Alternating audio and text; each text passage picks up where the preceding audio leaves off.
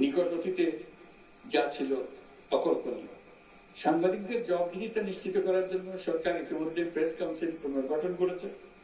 আপনারা জানেন, সামাজিক যোগাযোগ মাধ্যমে প্রতিদিন বিপুল পরিমাণ গুজব ও অপতথ্য ছড়িয়ে পড়ছে। দেশকে অস্থিতিশীল করতে হাতিয়ারে পরিণত হয়েছে গুজব।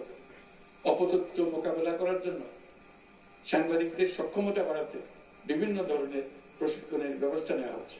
স্বৈরাচারী সরকার আমলে সাংবাদিকতার ক্ষেত্রে বড় বাধা ছিল ডিজিটাল নিরাপত্তা আইন, যা পরে সাইবার নিরাপত্তা আইন রূপে আবির্ভূত হয়েছিল।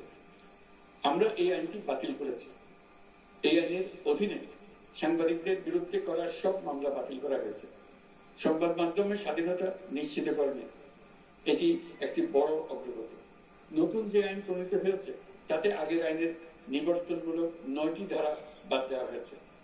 আগের আইনের আওতায় করা 95% মামলায় এসব ধারা। আমরা বিশ্বাস করি নতুন আইন প্রণয়নের পর সাংবাদিকদের আইনি হয়রানি বন্ধ হবে।